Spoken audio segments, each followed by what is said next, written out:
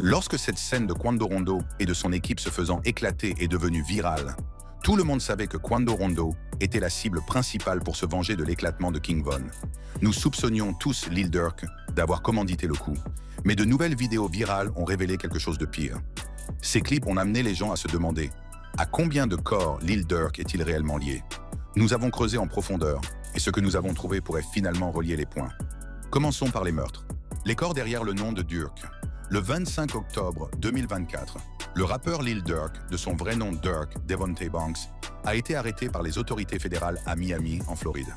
Il ne s'agit pas d'une arrestation comme les autres. Le rappeur s'est fait attraper à l'aéroport international de Miami alors qu'il tentait de quitter le pays. Selon les documents, Durk était sur le point d'embarquer à bord d'un jet privé pour l'Italie après avoir réservé des vols pour Dubaï et la Suisse. Ce qui, selon les procureurs, était une tentative de Durk d'esquiver les poursuites judiciaires qui l'attendaient. Le FBI a eu vent des projets de voyage de Durk, ce qui a conduit les US Marshals à l'arrêter et à lui passer les menottes. Cette arrestation spectaculaire à l'aéroport n'était que le début de ce qui allait devenir l'une des affaires les plus médiatisées, impliquant un grand artiste de hip-hop au cours des dernières années. De quoi Lil Durk est-il accusé exactement? Les accusations sont extrêmement graves et complexes. Lil Durk est accusé de complot en vue de commettre un meurtre pour le compte d'autrui, d'utilisation d'installations interétatiques pour commettre un meurtre pour le compte d'autrui ayant entraîné la mort, ainsi que d'autres charges liées aux armes à feu. Un grand jury fédéral de Los Angeles a approuvé ces accusations en novembre 2024. L'histoire de ces accusations remonte à août 2022. Les autorités fédérales affirment que Lil Durk, en tant que chef du collectif de Chicago Only the Family, OTF, a donné le feu vert au rappeur rival Quando Rondo, dont le nom officiel est Tiken Bowman. Le motif présumé? Se venger du meurtre, en novembre 2020, de King Von, membre d'OTF, qui s'est fait tuer par quelqu'un qui roulait avec Quando Rondo. Prenons un instant pour situer le contexte. King Von, de son vrai nom Davon Bennett, était en plein essor sur la scène de Chicago et était proche de Lil Durk. Sa mort à Atlanta en novembre 2020 a ébranlé toute la communauté hip-hop et a apparemment déclenché une réaction en chaîne qui a conduit aux accusations actuelles contre Durk. Selon l'acte d'accusation, le complot de meurtre pour le compte d'autrui a éclaté en août 2022. 5 des hommes de main présumés de Durk ont pris un vol de Chicago à San Diego le 18 août 2022, puis ont conduit jusqu'à Los Angeles.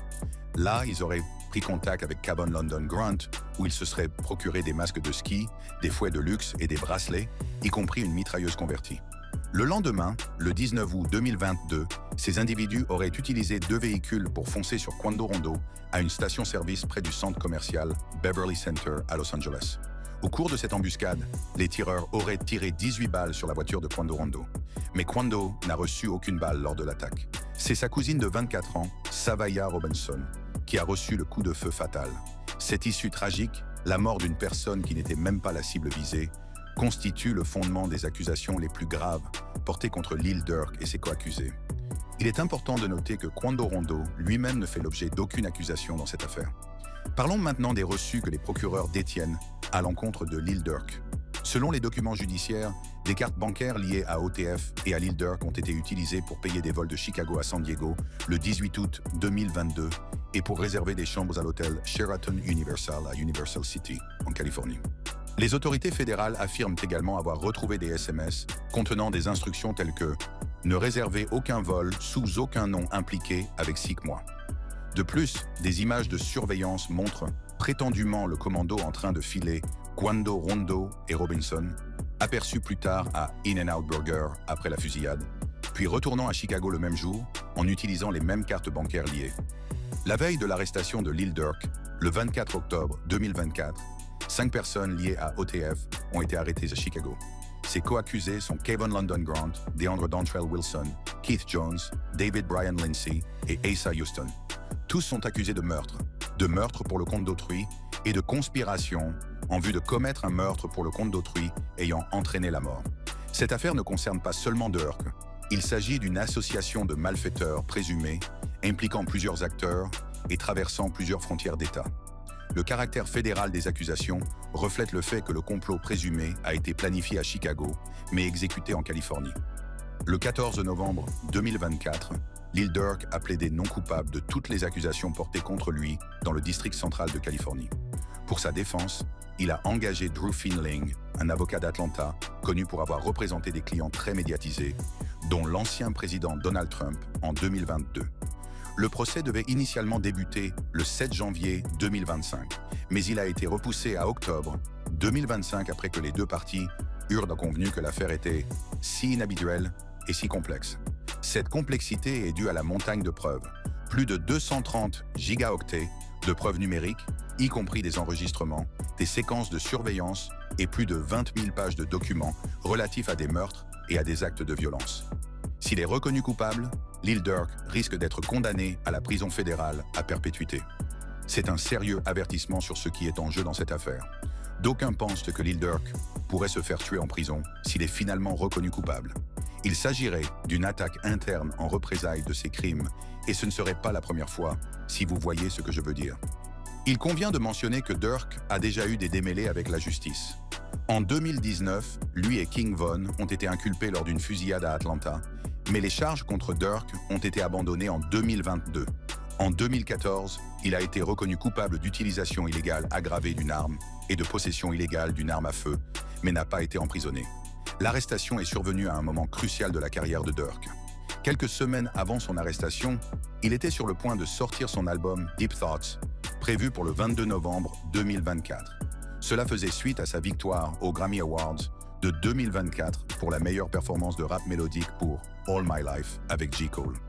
Le moment choisi soulève des questions sur l'impact que cette affaire pourrait avoir sur l'ensemble de sa carrière. L'arrestation et l'inculpation de Lil Durk ont eu de graves répercussions au-delà de sa situation juridique. La maire de Broadview, Katrina Thompson, a coupé les liens avec la Neighborhood Heroes Foundation de Lil Durk et lui a retiré sa clé honorifique du village en invoquant la gravité des accusations.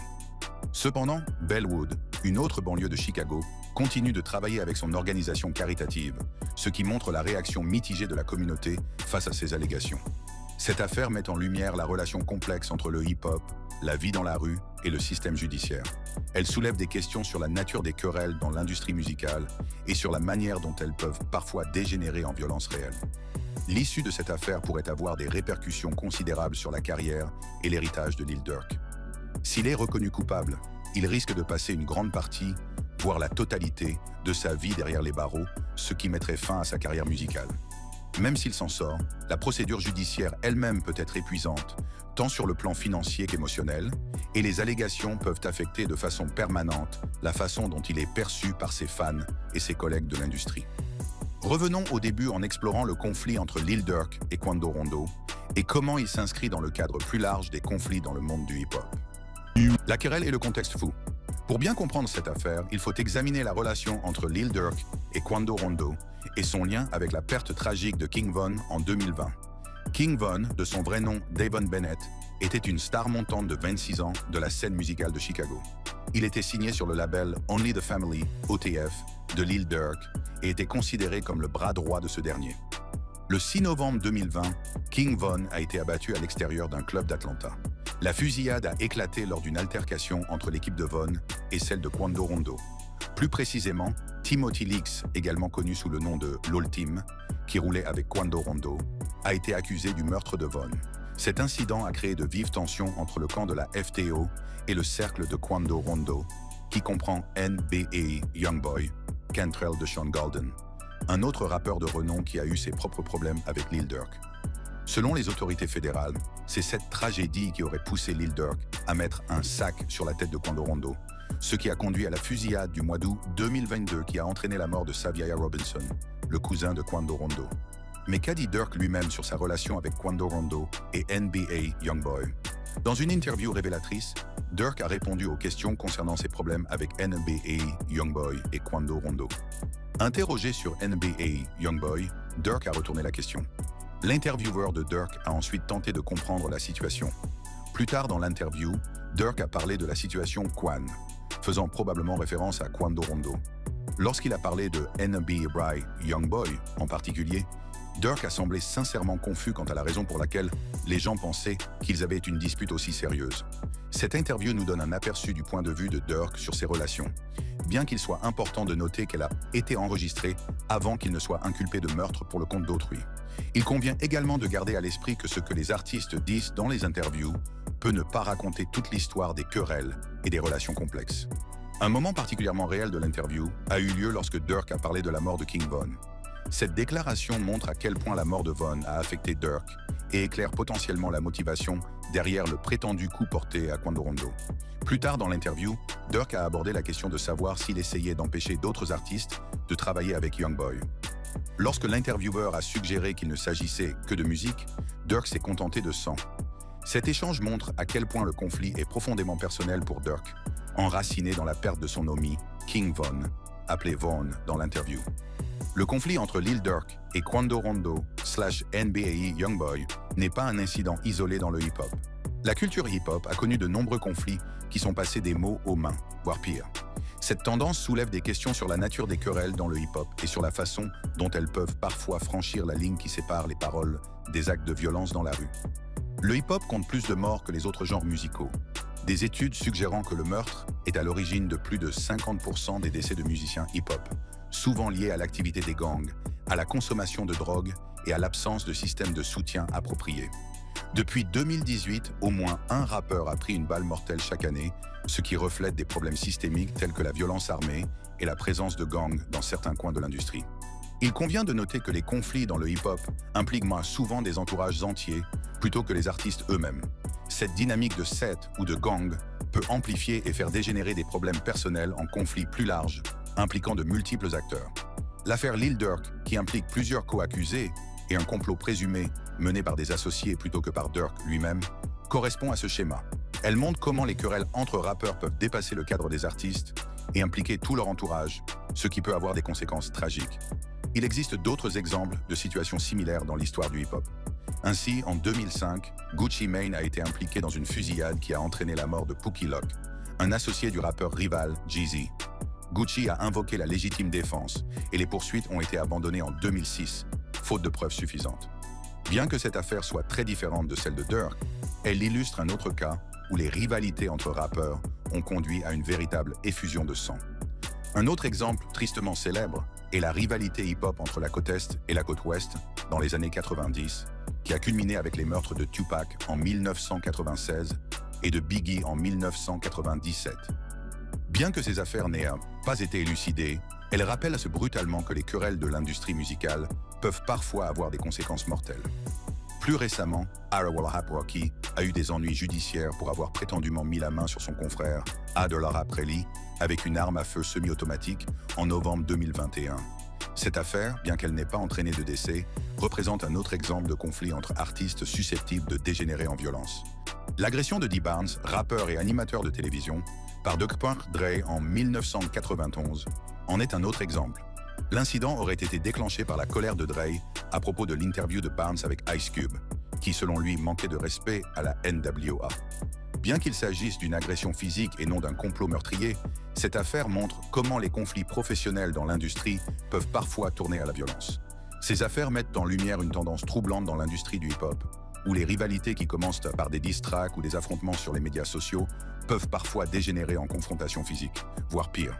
Ce contexte est essentiel pour comprendre l'affaire Lil Durk et son importance dans le paysage plus large de la culture hip-hop. Il est important de noter que si ces cas de violence attirent massivement l'attention des médias, ils ne représentent qu'une petite fraction de la communauté hip-hop. De nombreux artistes entretiennent des rivalités qui ne dépassent jamais le stade de la compétition lyrique, et la grande majorité des artistes hip-hop ne sont pas impliqués dans des conflits violents. Cependant, les cas de violence font souvent l'objet d'une attention disproportionnée, ce qui risque de fausser la perception de la culture par le public. L'affaire Lil Durk soulève des questions importantes sur le code de la rue, la loyauté et les conséquences des querelles dans le hip-hop. Elle met également en lumière l'interaction complexe entre les relations personnelles, les intérêts commerciaux et la politique de la rue qui peut parfois caractériser l'industrie. Alors que nous continuons à suivre cette affaire, il est essentiel de prendre en compte ces contextes plus larges et les problèmes systémiques qui peuvent contribuer à de tels conflits.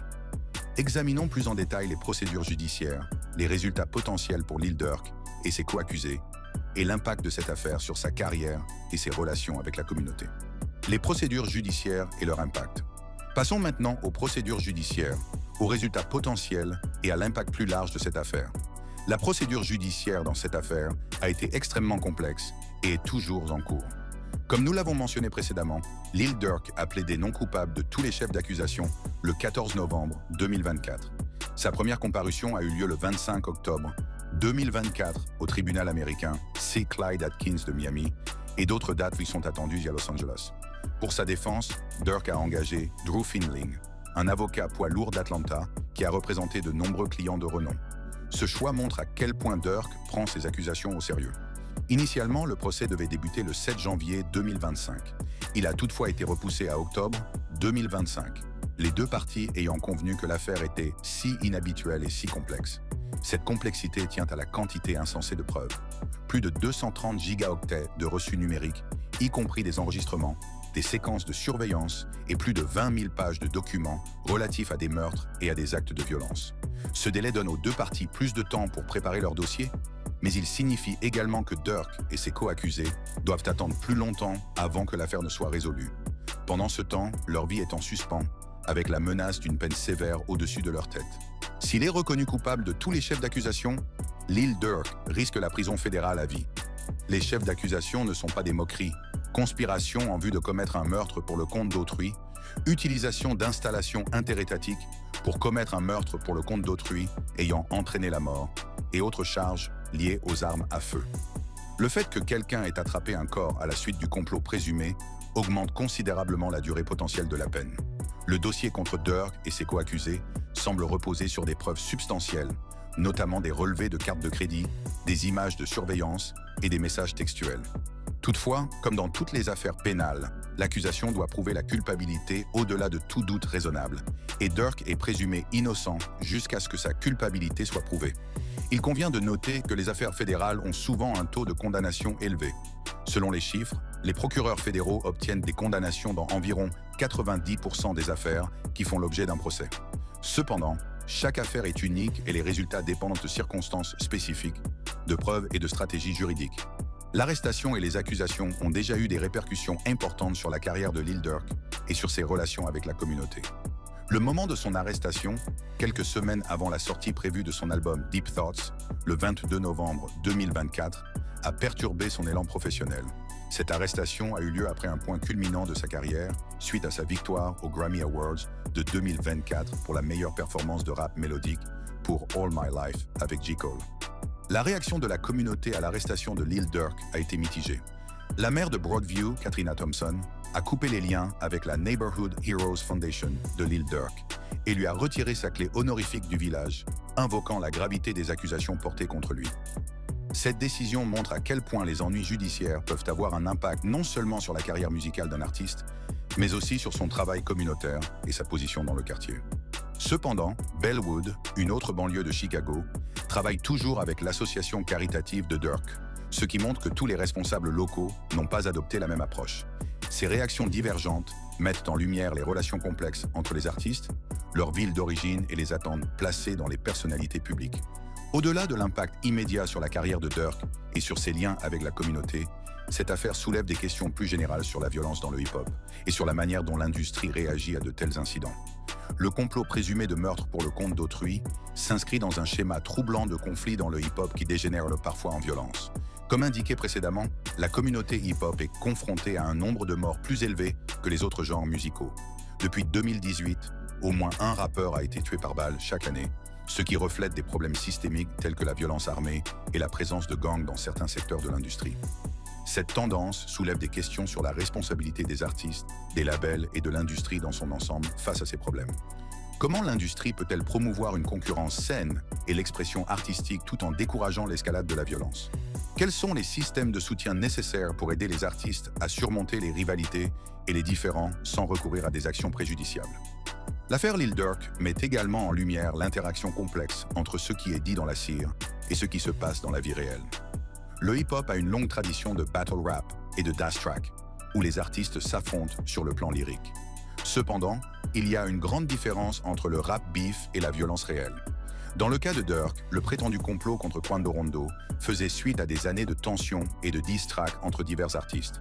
Cela soulève la question de savoir où se situe la limite entre l'expression artistique et les actions qui causent un préjudice réel. Il convient également de tenir compte de l'impact des médias sociaux sur ces querelles. À l'ère numérique, les différends peuvent rapidement s'intensifier par le biais de messages, de commentaires et de vidéos, ce qui risque de renforcer les rivalités et de rendre plus difficile l'apaisement des querelles. La nature publique de ces plateformes signifie que les conflits qui auraient pu être résolus en privé se déroulent désormais devant des millions de téléspectateurs. Dans l'interview dont nous avons parlé précédemment, Durk a abordé la façon dont il gère les relations avec les artistes qui travaillent avec ses rivaux. Interrogé sur la collaboration de DaBaby avec NBA Youngboy, Durk a déclaré, il a ajouté, ces déclarations reflètent une approche complexe des relations au sein de l'industrie, Durk faisant la distinction entre le beef, conflit actif, et le simple fait de choisir de ne pas baiser avec certaines personnes en raison de leurs liens avec des rivaux. Il s'agit d'une perspective nuancée qui reconnaît la nature personnelle de ces conflits tout en reconnaissant les réalités commerciales de l'industrie. Maintenant, parlons d'une légende qui s'est répandue en ligne. Malgré ce que certains imbéciles prétendent, il n'y a pas de nouvelles vidéos des meurtres de Lil Durk qui deviennent virales. C'est un point crucial à éclaircir. Lil Durk n'est pas accusé d'avoir personnellement tué quelqu'un. Il est accusé de conspiration liée à un complot de meurtre pour le compte d'autrui. La couverture médiatique actuelle se concentre sur son arrestation et sur les procédures judiciaires, et non sur de nouvelles vidéos virales. Une enquête approfondie sur les allégations concernant les vidéos virales liées à Lil Durk n'a trouvé aucune preuve à l'appui de ces affirmations. Les principaux médias, tels que le ministère américain de la Justice, ABC News, NPR, Forbes et la BBC, se sont concentrés sur l'affaire judiciaire plutôt que sur un quelconque contenu viral. De même, les recherches sur les médias sociaux ne révèlent aucune activité virale significative concernant les vidéos liées à Lil Durk et au meurtre présumé. Cette distinction est très importante. Dans des affaires très médiatisées comme celle-ci, les fausses nouvelles peuvent se répandre plus vite que le Covid. Il est essentiel de s'en tenir à des informations vérifiées provenant de sources crédibles, plutôt que de croire des rumeurs non fondées. Alors que nous continuons à suivre cette affaire, il est essentiel de s'appuyer sur des informations vérifiées provenant de sources crédibles. Les affaires très médiatisées comme celle-ci donnent souvent lieu à des rumeurs et à des accusations, comme en témoignent les fausses affirmations sur les nouvelles vidéos des meurtres de Lil Durk devenant virales que nous avons démenties plus tôt. En conclusion, l'affaire Lil Durk est une histoire complexe et à multiples facettes qui aborde les questions de la violence, de la loyauté, de l'amitié et des conséquences de nos actes. Elle rappelle à quel point les conflits peuvent dégénérer et aboutir à des résultats tragiques et soulève des questions importantes sur la responsabilité et l'obligation de rendre des comptes dans l'industrie du hip-hop. Au fur et à mesure que cette affaire suit son cours, nous continuerons à fournir des mises à jour basées sur des informations vérifiées et des sources crédibles. L'issue de cette affaire ne déterminera pas seulement le sort de Durk, mais pourrait également influencer la manière dont l'industrie aborde les conflits et les rivalités à l'avenir. Merci d'avoir joué avec nous. Découvrez d'autres cartes sur l'écran.